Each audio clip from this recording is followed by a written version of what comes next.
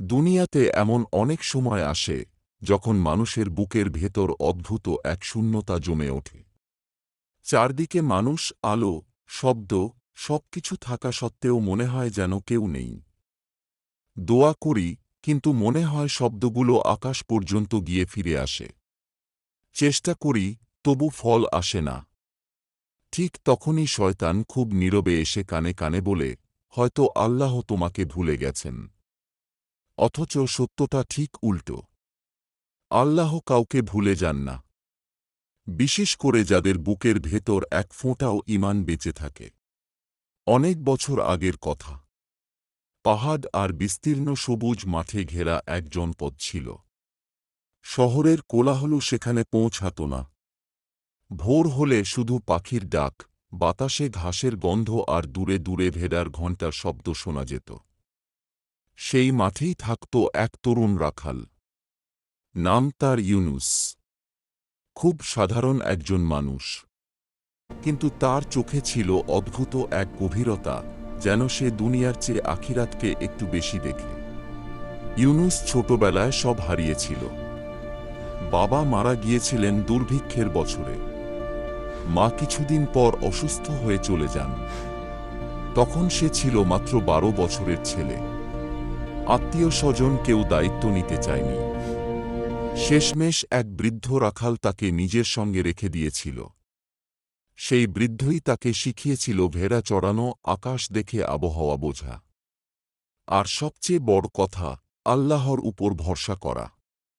বৃদ্ধ রাখাল প্রায়ই বলত, দেখিস ইউনুস, মানুষের হাত খালি হতে পারে, কিন্তু আল্লাহর ভাণ্ডার কখনো খালি হয় না। বছর ঘুরে বছর গেল। একদিন সেই বৃদ্ধ আল্লাহর ডাকে সাড়া দিল। ইউনুস একা হয়ে গেল, কিন্তু সে গ্রাম ছেড়ে যায়নি। ভেড়াগুলোই তার পরিবার হয়ে দাঁড়াল। সকাল হলে সে মাঠে বের হতো, সন্ধ্যায় ফিরত। খাবার কম থাকত, কাপড় পুরনো হতো, কিন্তু তার নামাজ কখনো বাদ যেত না। রাতের নিস্তব্ধতায় সে আকাশের দিকে তাকিয়ে ফিস করে কথা বলত আল্লাহর সঙ্গে। কারণ তখন তার কথা শোনার মতো মানুষ আর ছিল না, আল্লাহ ছাড়া। এক শীতের সকাল। কুয়াশায় পুরো মাঠ ঢেকে আছে। ঘাস ভেজা, বাতাস ঠান্ডা।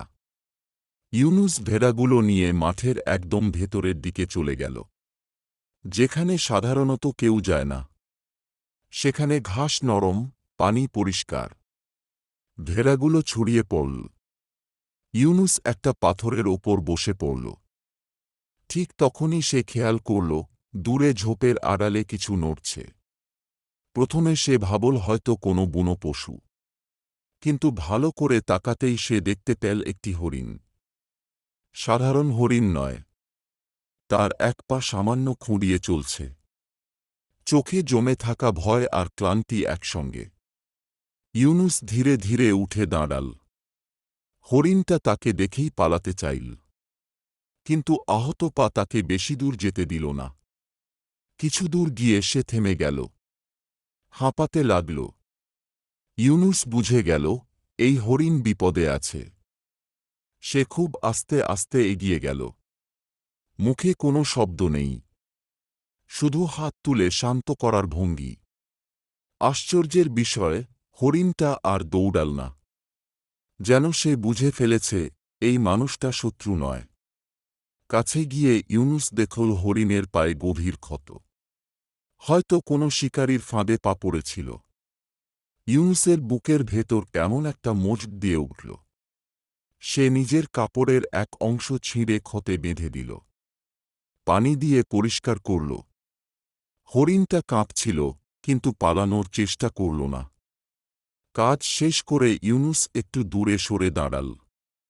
আকাশের দিকে তাকিয়ে শুধু একটাই কথা বলল, হে আল। এরপর সে নিজের কাজে ফিরে গেল। বিকেলে যখন ভেড়াগুলো নিয়ে ফিরছিল, সে আবার সেই জায়গার দিকে তাকাল। হরিণটা আর সেখানে নেই। ইউনুস মনে মনে বলল, আল্লাহর ইচ্ছা। এর পরের দিনগুলোতে ইউনুস লক্ষ্য করল, দূর থেকে প্রায়ই একটা হরিণ তাকে দেখছে। কখনো পাহাড়ের ঢালে, কখনো গাছের আড়াল থেকে। সে বুঝে গেল এটা সেই হরিণী।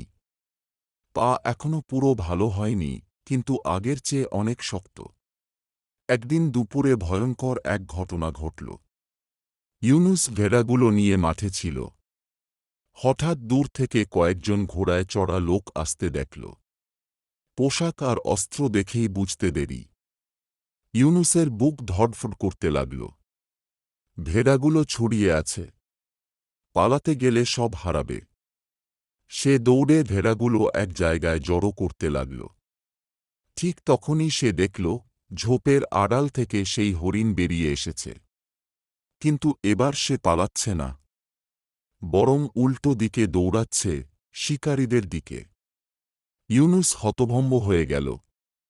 সে চিৎকার করতে চাইল, কিন্তু গলা দিয়ে শব্দ বের হল না।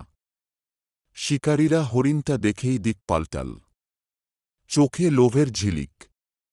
তারা হরিণটার পেছনে ছুটল। হরিণটা ইচ্ছে করেই খোলা মাঠ দিয়ে দৌড়াতে লাগল। শিকারীদের অনেক দূরে টেনে নিয়ে গেল। কিছুক্ষণের মধ্যেই তারা ইউনুস আর ভেড়াগুলোর জায়গা পেরিয়ে অনেক দূরে চলে গেল। ইউনুস হাঁটু গেড়ে বসে পড়ল। তার চোখ ভিজে উঠল। সে বুঝে গেল আল্লাহ এই হরিণটাকে ওসিলা বানিয়ে তাকে বাঁচিয়েছেন। সে আকাশের দিকে তাকিয়ে কাঁপা গলায় বলল, হে আল্লাহ, তুমি কত অদ্ভুতভাবে সাহায্য করো। শেষ পর্যন্ত ইউনুস বুঝে গেল আল্লাহর সাহায্য সবসময় বজ্রপাতের মতো। কখনো তা আসে হরিণের পায়ের ক্ষত হয়ে, কখনো এক বৃদ্ধের হাত ধরে, কখনো নিঃশব্দ এক দোয়ার মাধ্যমে। যে ঈমান আঁকড়ে ধরে আল্লাহ তাকে কখনো নিরাশ করেন না। আল্লাহ আমাদের সবাইকে হেদায়েত দান করুন। ভিডিওগুলো যদি আপনার ভালো লাগে তবে অবশ্যই লাইক, কমেন্ট ও শেয়ার করবেন। ভিডিও ভালো লাগলে লাইক দিন, সাবস্ক্রাইব করে পাশে থাকুন আর মতামত কমেন্টে জানান। জাযাকাল্লাহু খাইরান।